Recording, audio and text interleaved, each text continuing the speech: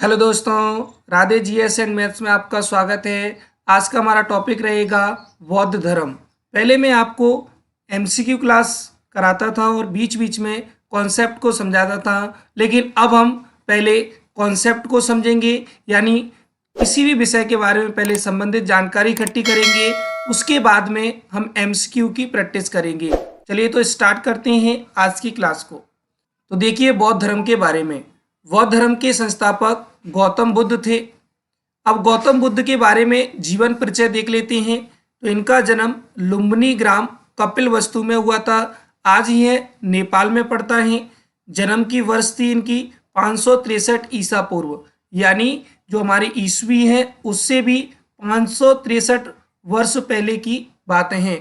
इनके पिता सुधोधन थे, जो कि साक्यगढ़ के प्रधान थे। इनकी माता का नाम था महामाया, कोलियगढ़ की राजकुमारी थी। इनकी पत्नी का नाम यशोधरा था और इनके पुत्र का नाम राहुल था। गौतम बुद्ध ने अपने गृह का त्याग 29 वर्ष की आयु में किया था और बौद्ध ग्रंथों में इसे महाविनिष्क्रमण कहा गया है। आप इसे अच्छे से याद रखना, मोस्ट इम्पोर्टेंट है। चलिए आगे देखते हैं। आगे है तप स्थल। इनका जो तप स्थल था वह उरुबेला था और कई जगह बोधगया और उरुबेला एक ही स्थान है। यह निरंजना नदी के किनारे पर स्थित है। इसे याद रखना, निरंजना नदी के किनारे पर इन्होंने तपस्या की थी। अब देखिए ज्ञान की प्राप्ति इन्हें 35 वर्ष की अवस्था में हुई, यानी 7 वर्ष तक इन्होंने तपस्या की, तब इन्हें ज्ञान की प्राप्ति हुई। अब देखिए महापरिनिर्वाण, इसका अर्थ होता है कि इनकी मृत्यु कब हुई थी? 483 ईसा पूर्व कुशीनगर में 80 वर्ष की उम्र में। ठीक है ना, यह भी आपको याद रखना है, पूछा जाता है पेपर में। चलिए तो आगे बढ़ते हैं। आगे है गौतम बुद्ध ने अपना पहला उपदेश सारनाथ में दिया था। याद रखना, सारनाथ को पहले ऋषि पत्तन के नाम से जाना जाता था। आगे देखिए, बुद्ध ने सांसारिक दुखों के बारे में 4 आर्य सत्य बताए हैं। ये हैं, पहला है दुख, दूसरा है दुख का कारण, तीसरा है दुख निवारण और चौथा है दुख निवारण का मार्ग। आगे देखिए, दुखों से छुटकारा पाने के लिए बुद्ध ने अष्टांगिक मार्ग का उपदेश दिया है। ये हैं सम्यक दृष्टि, सम्यक संकल्प, सम्यक वाक, सम्यक कर्म, सम्यक आजीविका, सम्यक व्यायाम, सम्यक स्मृति, सम्यक समाधि। अब यहाँ पर एक शब्द है सम्यक। इसका अर्थ क्या होता है? इसका अर्थ होता है उचित। उचित मतलब सही, राइट। तो यहाँ पर देखिए, उचित कर्म करना चाहिए, उचित बोलना चाहिए, उचित संकल्प करना चाहिए, उचित दृष्टि रखनी चाहिए, उचित आजीविका, आजीविका मतलब जीवन यापन करने की विधि। सम्यक व्यायाम, इसका अर्थ हो गया सही व्यायाम, सही स्मृति। तो इस तरीके से बुद्ध ने अष्टांगिक मार्ग का उपदेश दिया है। अब देखिए आगे, बौद्ध धर्म अनिश्वरवादी तथा अनात्मवादी है, अर्थात यह ईश्वर एवं आत्मा को नहीं मानता है। ना तो यह ईश्वर को मानता है और ना ही यह आत्मा को मानता है। ये महत्वपूर्ण पॉइंट है, आपको इसे याद रखना है। अब देखिए, बौद्ध धर्म के 3 रत्न हैं। पहला है बुद्ध, यानी ज्ञान। धम्म, धम्म मतलब होता है धर्म। संघ, संघ मतलब समूह। ये 3 त्रिरत्न हैं जो कि बौद्ध धर्म में बताए गए हैं। चलिए अब हम आगे बढ़ते हैं। आगे है बुद्ध के जीवन से संबंधित घटनाएं एवं उनके प्रतीक। यहाँ से ही प्रश्न बनता है, तो आपको याद रखना है। जन्म, जन्म से संबंधित यहाँ पर 3 प्रतीक हैं, हाथी, कमल एवं बैल। दूसरा है गृह त्याग, गृह त्याग का जो प्रतीक चिन्ह बताया गया है वह है घोड़ा या अश्व। तीसरा है ज्ञान, ज्ञान को पीपल या बोधि वृक्ष से दर्शाया गया है। चौथा है उपदेश, उपदेश को चक्र से दर्शाया गया है। पांचवा है मृत्यु या निर्वाण, मृत्यु या निर्वाण का जो संकेत है वह है स्तूप और पद चिन्ह। तो यहाँ पर आप इसे याद रखना, प्रश्न बनेगा स्तूप किसका प्रतीक है? तो वहां पर आपका आंसर होगा मृत्यु या निर्वाण। अगला पॉइंट देखिए, जातक कथाओं में गौतम बुद्ध की जीवन संबंधी कहानियां हैं। सीधा प्रश्न बनता है कि जातक कथाएं किससे संबंधित हैं? गौतम बुद्ध से संबंधित हैं। चलिए अब हम आगे बढ़ते हैं। आगे देखिए, बौद्ध ग्रंथों सुत्त पिटक, विनय पिटक एवं अभिधम्म पिटक को सामूहिक रूप से त्रिपिटक कहा गया है। त्रिपिटक की भाषा पाली है। अब देखिए अगला पॉइंट, महात्मा बुद्ध ने अपने उपदेश पाली भाषा में दिए हैं। यह एक महत्वपूर्ण प्रश्न है कि उन्होंने कि किस भाषा में अपने उपदेश दिए हैं। तो महात्मा बुद्ध ने उपदेश पाली भाषा में दिए हैं। चलिए अब हम आगे बढ़ते हैं। आगे हैं बौद्ध संगतियाँ यानी बौद्ध काउंसिल्स। इसका अर्थ होता है कि बौद्ध धर्म को बढ़ाने के लिए कुछ सभाएं आयोजित की गई थीं, तो उनके बारे में यहाँ पर दिया हुआ है। पहली बौद्ध संगति जो हुई थी वो राजगृह या राजगीर में हुई थी। इसके बारे में पूछा जाता है कि यह किसके शासनकाल में हुई थी, तो यह आपको याद रखना है, अजातशत्रु। आगे भी इसका जिक्र आएगा तो वहाँ पर भी हम समझेंगे। इस काउंसिल का जो अध्यक्ष था वह था महाकश्यप। कुछ जगह महाकश्यप भी लिखा है। इस संगति का आपको समय भी पूछा जाता है, तो आप याद रखना 483 ईसा पूर्व यानी बुद्ध की मृत्यु के तुरंत बाद ही यह काउंसिल आयोजित होती है। इसकी दो महत्वपूर्ण साहित्य हैं यानी ग्रंथ हैं। पहला है विनय पिटक और दूसरा है सुत्त पिटक। अब देखिए द्वितीय बौद्ध संगति को यानी दूसरी बौद्ध परिषद को, तो यह वैशाली में आयोजित हुई थी। यह बौद्ध संगति कालाशोक या काकवड़ के शासनकाल में हुई थी।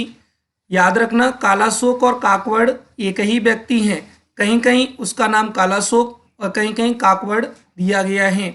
इसकी अध्यक्षता शब्बकामी ने की थी। 383 ईसा पूर्व यानी प्रथम बौद्ध संगति के पूरे 100 वर्ष बाद यह संगति आयोजित होती है। इसमें कोई साहित्य नहीं लिखा गया था, आप इसे भी याद रखें। अगली बौद्ध संगति थी तृतीय बौद्ध संगति। यह पाटलिपुत्र में हुई थी। इसके समय जो शासक था वह था अशोक। अध्यक्षता की थी मुगली पुत्र तिस ने। 250 ईसा पूर्व समय था। कहीं कहीं इसके बारे में लिखा है कि 251 ईसा पूर्व।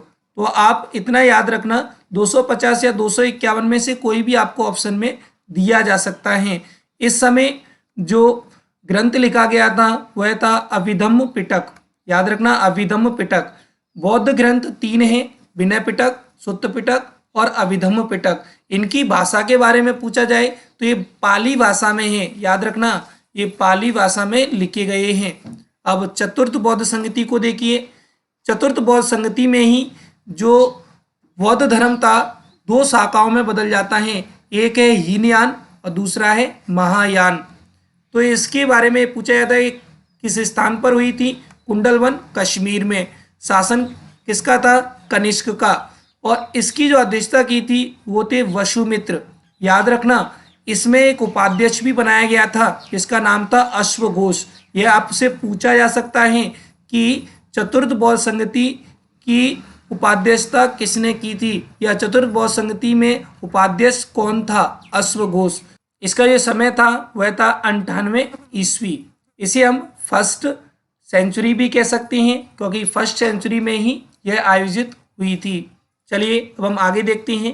कनिष्क के शासन काल में बौद्ध धर्म का विभाजन हीनयान तथा महायान नामक 2 शाखाओं में हो गया।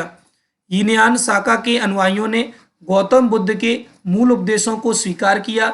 जैसा गौतम बुद्ध ने कहा है उसी को स्वीकार कर लिया, जबकि महायान शाखा के अनुयायियों ने बुद्ध की मूर्ति पूजा का प्रचलन शुरू किया। चलिए अब हम आगे बढ़ते हैं। आगे है एक मोटिवेशनल थॉट। देखिए इस मोटिवेशनल थॉट को मुश्किल नहीं है कुछ दुनिया में, तू जरा हिम्मत तो कर, ख्वाब बदलेंगे हकीकत में, तू जरा कोशिश तो कर। ये उनके लिए है जो तैयारी करते करते थक गए हैं, तो मैंने यहाँ पर उनके लिए एक मोटिवेशनल थॉट लगाया है। मुश्किल नहीं है कुछ दुनिया में, तू जरा हिम्मत तो कर, ख्वाब बदलेंगे हकीकत में, तू जरा कोशिश तो कर। कोशिश करने वालों की कभी हार नहीं होती, बिना कुछ किए जय जयकार नहीं होती। चलिए अब हम आगे बढ़ते हैं। आगे 20 मोस्ट इम्पोर्टेंट MCQ यानी जो मल्टीपल चॉइस क्वेश्चन होते हैं, यहाँ पर मैं आपके लिए लेके आया हूँ। उम्मीद है आप इन्हें अच्छे से समझेंगे। गौतम बुद्ध का जन्म कब हुआ था? पहला प्रश्न, अति महत्वपूर्ण प्रश्न। इसका आंसर होगा 563 ईसा पूर्व। आपसे इनकी मृत्यु के बारे में ही पूछा जा सकता है और जन्म के बारे में ही पूछा जा सकता है। यहाँ पर थोड़ा ऑप्शन में गलती हो गई है, 563 ईसा पूर्व, ठीक है ना। यहाँ आंसर में मिस्टेक है, वहां तो सही लिखा है, तो 563 ईसा पूर्व। गौतम बुद्ध का जन्म कपिलवस्तु के निकट लुम्बिनी ग्राम में 563 ईसा पूर्व में हुआ था। उनके बचपन का नाम सिद्धार्थ था। चलिए अगले प्रश्न को देखते हैं। अगला प्रश्न है, बुद्ध के जीवन की किस घटना को महाविनिष्क्रमण के रूप में जाना जाता है? इसका सही आंसर है उनका गृह त्याग। जब उन्होंने अपना गृह त्याग किया था 29 वर्ष की अवस्था में, उसी को बौद्ध ग्रंथों में महाविनिष्क्रमण कहा गया है। तो यहाँ पर नोट पॉइंट भी दिया है, 29 वर्ष की अवस्था में बुद्ध ने गृह त्याग दिया था, जिसे बौद्ध ग्रंथों में महाविनिष्क्रमण की संज्ञा दी गई है। चलिए अब हम आगे बढ़ते हैं। आगे हमारा अगला प्रश्न, गौतम बुद्ध की माँ किस वंश से संबंधित थी? इसका सही आंसर है कोलीय वंश। कोलीय वंश से संबंधित थी इनकी माँ। यहाँ पर नोट पॉइंट भी लिखा है, गौतम बुद्ध के पिता सुद्धोधन शाक्य वंश के तथा उनकी माँ महामाया या माया देवी, दोनों ही नाम देखने को मिलते हैं, कोलीय वंश की थी। गौतम बुद्ध के जन्म के 7 दिन बाद ही महामाया का स्वर्गवास हो गया और उनका पालन पोषण उनकी मौसी प्रजापति गौतमी ने किया था। चलिए अब हम आगे बढ़ते हैं। आगे हमारा अगला प्रश्न, बुद्ध का जन्म हुआ था। यह प्रश्न आपको कई एग्जाम्स में देखने को मिल सकता है, तो आप याद रखना, कपिलवस्तु के निकट एक गांव था लुम्बिनी, लुम्बिनी में ही इनका जन्म हुआ था और आज ये कहाँ पर पड़ता है? नेपाल में पड़ता है। चलिए अब हम आगे बढ़ते हैं। आगे हमारा अगला प्रश्न, निम्न में से कौन सा नाम बुद्ध का दूसरा नाम है? पार्थ, प्रचन्न, शाक्यमुनि, गुडाकेश। शाक्यमुनि इसका राइट आंसर होगा, क्योंकि शाक्य वंश से थे इसलिए इन्हें शाक्यमुनि भी कहा गया था। गौतम बुद्ध के बचपन का नाम सिद्धार्थ था, इन्हें शाक्यमुनि, तथागत आदि नामों से भी जाना जाता है। यह भी आप याद रखना, इनके बचपन का नाम सिद्धार्थ था। चलिए अब हम आगे बढ़ते हैं। आगे हमारा अगला प्रश्न, महात्मा बुद्ध का महापरिनिर्वाण कहाँ हुआ? इसका सही आंसर है कुशीनगर में। कुशीनगर में ही इन्होंने अपना अंतिम उपदेश दिया और वहीं पर इनकी मृत्यु हो गई। गौतम बुद्ध की मृत्यु 483 ईसा पूर्व में कुशीनारा या कुशीनगर में 80 वर्ष की आयु में हुई, जिसे बौद्ध ग्रंथों में महापरिनिर्वाण कहा गया है। यह भी आपको याद रखना है, जो कुशीनगर थी वह मल्ल गणराज्य की राजधानी थी। चलिए अब हम अगला प्रश्न देखते हैं। हमारा अगला प्रश्न है, महात्मा बुद्ध का परिनिर्वाण यानी उनकी मृत्यु किसके गणतंत्र में हुई थी? तो इसका सही आंसर होगा मल्लों के गणतंत्र में, जिसे हम कुशीनारा या कुशीनगर के नाम से भी जानते हैं। चलिए अब हम अगले प्रश्न को देखते हैं। हमारा अगला प्रश्न है, महापरिनिर्वाण मंदिर अवस्थित हैं, यानी महापरिनिर्वाण मंदिर कहाँ पर है? इसका सही आंसर है कुशीनगर, उत्तर प्रदेश में।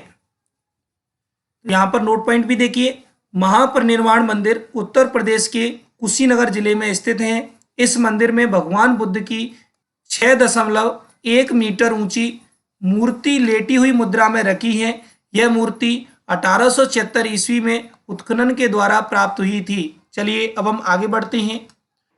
आगे हमारा अगला प्रश्न, महात्मा बुद्ध ने अपना पहला धर्म चक्र प्रवर्तन किस स्थान पर दिया था? इसका सही आंसर है सारनाथ में। सारनाथ में जो बुद्ध ने अपना पहला उपदेश दिया था, उसी को धर्म चक्र प्रवर्तन के नाम से जाना जाता है। यहाँ पर नोट पॉइंट भी देखिए, अपने तप स्थल उरुबेला से बुद्ध सबसे पहले ऋषिपत्तन यानी सारनाथ आए। यहाँ उन्होंने 5 ब्राह्मण सन्यासियों को पहला उपदेश दिया। इस प्रथम उपदेश को ही धर्म चक्र प्रवर्तन कहा जाता है। आगे हमारा अगला प्रश्न, बुद्ध ने अपना पहला उपदेश कहाँ दिया था? इसका सही आंसर है सारनाथ में। इसको मैं आपको पिछले प्रश्न में ही समझा चुका हूँ। चलिए अब आगे बढ़ते हैं। आगे है हमारा अगला प्रश्न, सारनाथ में अपना प्रथम प्रवचन किसने दिया था? इस प्रकार भी प्रश्न बन सकता है। इसका सही आंसर होगा महात्मा बुद्ध ने। हमारा अगला प्रश्न है, बुद्ध ने सर्वाधिक उपदेश दिए थे। इसका सही आंसर है श्रावस्ती। यह कौशल राज्य की राजधानी हुआ करती थी। यहाँ पर नोट पॉइंट में भी लिखा है मैंने, बुद्ध के सर्वाधिक शिष्य कौशल राज्य में हुए थे और यहाँ की राजधानी श्रावस्ती में ही उन्होंने सर्वाधिक उपदेश दिए थे। चलिए अब हम आगे बढ़ते हैं। आगे हमारा अगला प्रश्न, निम्नलिखित में से कौन एक अशोक का अभिलेख इस परंपरा की पुष्टि करता है कि गौतम बुद्ध का जन्म लुम्बिनी में हुआ था? तो इसका सही आंसर है रूमनदेही अभिलेख या रूमनदेही स्तंभ अभिलेख। तो यहाँ पर आपको ये बात याद रखनी है कि अशोक का जो अभिलेख है वह रूमनदेही स्तंभ अभिलेख है, जिसमें बताया गया है कि गौतम बुद्ध का जन्म लुम्बिनी में हुआ था। तो यहाँ पर नोट पॉइंट भी देखिए, रूमनदेही अभिलेख के अनुसार अशोक राज्याभिषेक के 20 वर्ष बाद लुम्बिनी आया था और उसने उस स्थान की पूजा की थी जहाँ शाक्य मुनि बुद्ध का जन्म हुआ था। इसी लाइन से हमें मालूम पड़ता है कि बुद्ध का जन्म लुम्बिनी में हुआ था। चलिए अब हम आगे बढ़ते हैं। आगे हमारा अगला प्रश्न, आलार कालाम कौन थे? याद रखना, ये बुद्ध के एक गुरु थे। बुद्ध के प्रथम गुरु के रूप में हम आलार कलाम को जानते हैं। नोट पॉइंट भी देखिए इसका, आलार कालाम बुद्ध के प्रथम वैदिक गुरु थे। इनके दूसरे गुरु रुद्रक रामपुत्र थे। हमारा अगला प्रश्न है, बुद्ध कौशाम्बी किसके राज्यकाल में आए थे? इसका सही आंसर है उदयन। उदयन के शासनकाल में ही बुद्ध कौशाम्बी आए थे, इसे भी आपको याद रखना है। महात्मा बुद्ध, थोड़ा यहाँ पर त्रुटि है, महात्मा बुद्ध वत्सराज उदयन के शासन काल में कौशाम्बी आए थे। आगे हमारा अगला प्रश्न, गौतम बुद्ध द्वारा अपने धर्म में दीक्षित किया जाने वाला अंतिम व्यक्ति निम्नलिखित में से कौन था? इसका सही आंसर है सुभद्र। इसका नोट पॉइंट देखिए, गौतम बुद्ध ने कुशीनगर में सुभद्र को अपना अंतिम उपदेश दिया था। चलिए अब हम आगे बढ़ते हैं। आगे हमारा अगला प्रश्न, सप्तपर्णी गुफा स्थित है? इसका सही आंसर है राजगृह में। इसी सप्तपर्णी गुफा में ही पहली बौद्ध संगति का आयोजन हुआ था। इसे भी आपको याद रखना है, इसे मैंने नोट पॉइंट में लिखा है। राजगृह या राजगीर बिहार के नालंदा जिले में स्थित एक शहर है। राजगीर की वेवरा पहाड़ियों पर सप्तपर्णी गुफा स्थित है। याद रखना, पहाड़ियों का नाम वेवरा पहाड़ियों पर सप्तपर्णी गुफा स्थित है। प्रथम बौद्ध संगति बुद्ध की मृत्यु के तत्काल बाद यहीं पर हुई थी। इसका समय था 483 ईसा पूर्व। हमारा अगला प्रश्न है, बुद्ध की मृत्यु के पश्चात प्रथम बौद्ध संगति की अध्यक्षता की गई। इसका सही आंसर है महाकश्यप द्वारा। महाकश्यप ने प्रथम बौद्ध संगति की अध्यक्षता की थी। इसका आंसर आपको याद रखना है। अगला प्रश्न है, द्वितीय बौद्ध संगति का आयोजन कहाँ हुआ था? इस प्रश्न को भी आपसे पूछा जा सकता है कि द्वितीय बौद्ध संगति कहाँ पर हुई थी। पहली तो राजगृह में हुई थी, दूसरी वैशाली में हुई थी, तीसरी आपको याद रखना है पाटलिपुत्र में हुई थी, और चौथी कुंडलवन कश्मीर में हुई थी। तो आपको इस प्रकार सारे काउंसिल्स को याद कर लेना है। चलिए अब हम आगे बढ़ते हैं। इसका आंसर राजगृह नहीं होगा, इसका आंसर वैशाली होगा। हमारा अगला और आज का लास्ट प्रश्न है, त्रिपिटक ग्रंथ किस धर्म से संबंधित हैं? इसका सही आंसर है बौद्ध धर्म से। बौद्ध धर्म से संबंधित है त्रिपिटक ग्रंथ। इसमें 3 ग्रंथ हैं, जैसे कि अभिधम्म पिटक, सुत्त पिटक, विनय पिटक। तो आपको ये याद रखनी है कि त्रिपिटक ग्रंथ किससे संबंधित हैं? बौद्ध धर्म से संबंधित हैं। उम्मीद है आपको आज की वीडियो अच्छी लगी होगी। यदि आपको ये वीडियो अच्छी लगी है तो आप अपने दोस्तों को इसे शेयर करें। यदि आप हमारे इस चैनल पर नए हैं तो हमारे इस चैनल को सब्सक्राइब करें। आज के लिए इतना ही, मिलते हैं अगली वीडियो में। तब तक के लिए take care and good bye.